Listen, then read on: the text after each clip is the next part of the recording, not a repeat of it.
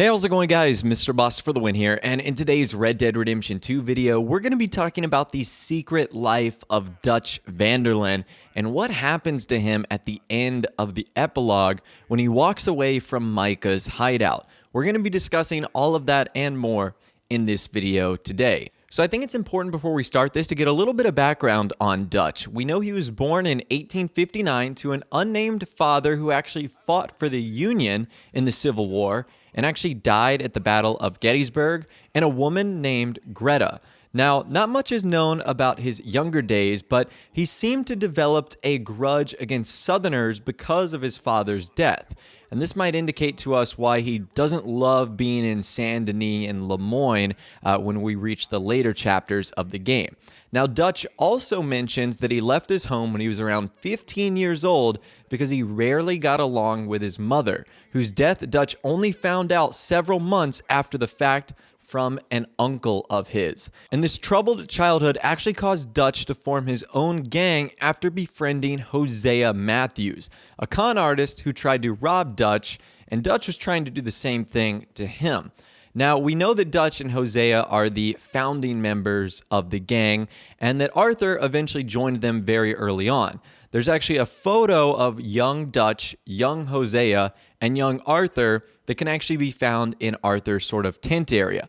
This is kind of cool to check out, and it also goes to show you how much the gang has actually aged and evolved, which is kind of interesting. Now, one of the biggest mysteries about Dutch is the infamous Blackwater ferry heist that's referenced a lot throughout the game, but we actually don't have a ton of details on this actual heist itself. So the van der Linde gang, led by Dutch, attempted one last big score at Blackwater. However, it ended in a disaster, and it forced the gang to flee into the blizzardly mountains of Ambarino to escape the heat. Now, the specifications of this heist are kept very vague, but it is known that Dutch ended up killing a defenseless young woman named Heidi McCourt during it. Now, the events of the Blackwater heist shook Hosea's faith in Dutch, although he admits a little bit later on in the story that their mission had been dead for a long time before this. Now, there isn't a lot of information known on Heidi McCourt. In fact, she's never seen during Red Dead Redemption, and she's mentioned numerous times throughout Red Dead Redemption 2. Now, after Chapter 3, you can actually find out some more information on this Blackwater heist if you visit Micah's camp north of Strawberry.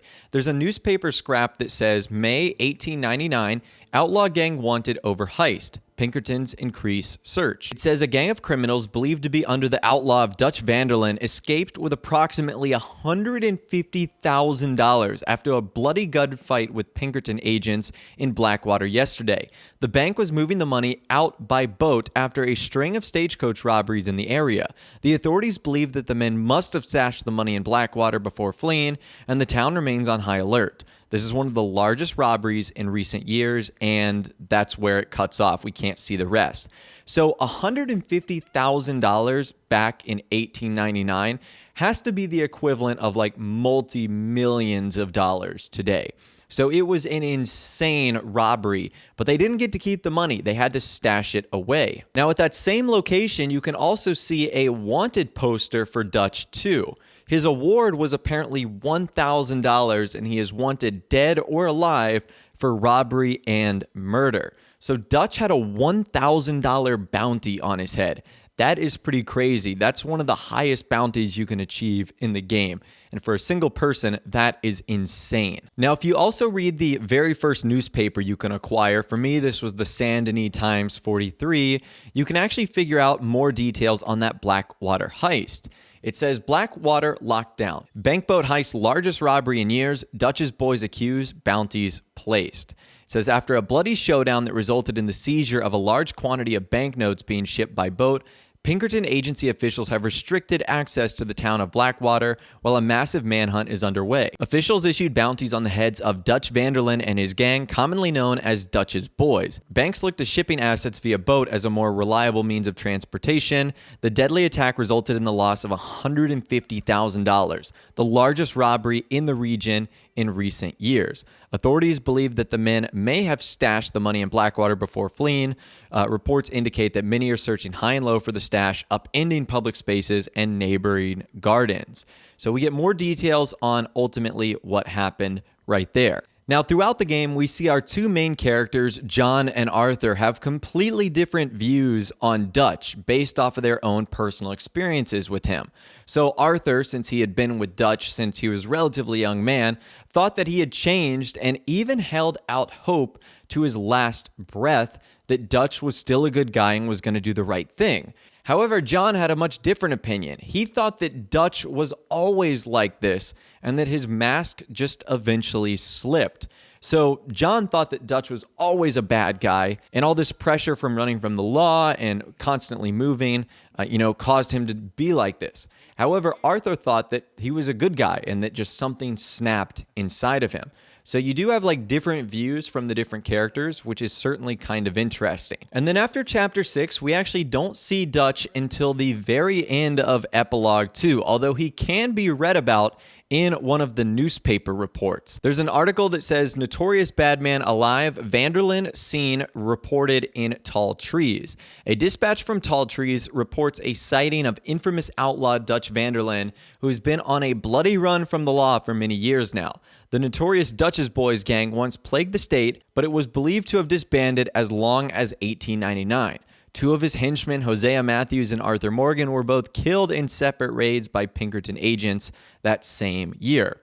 So you get the report that Dutch is still alive, and then of course you can find him in the very last mission of the game, American Venom, at Micah Bell's hideout at the top of Mount Hagen.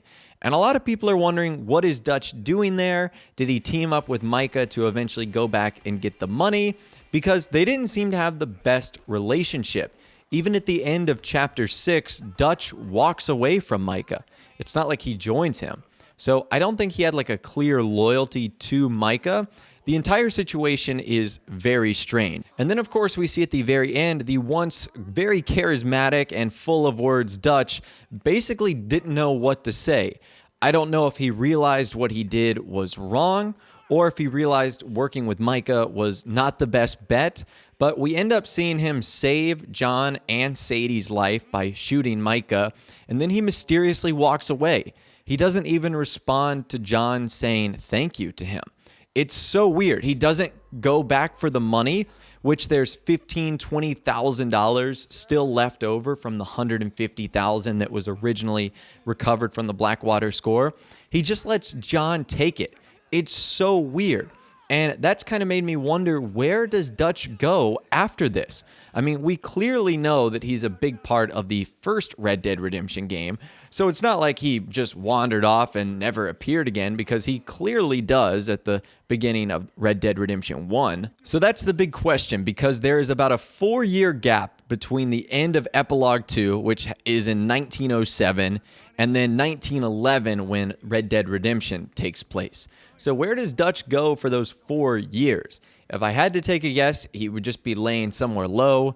He would be somewhere out west. I'm really not too sure. That would have to be my best guess.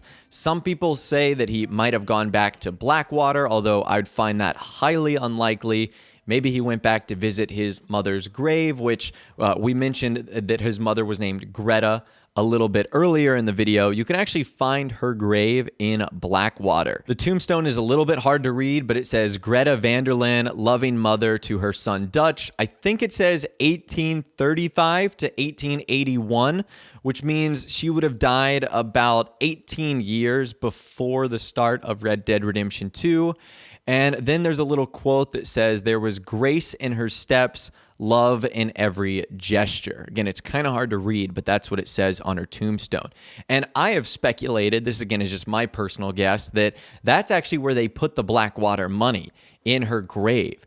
Because that newspaper article said they were digging up gardens and public spaces. The one thing you would not dig up is a grave, like desecrating the dead. That's a big crime.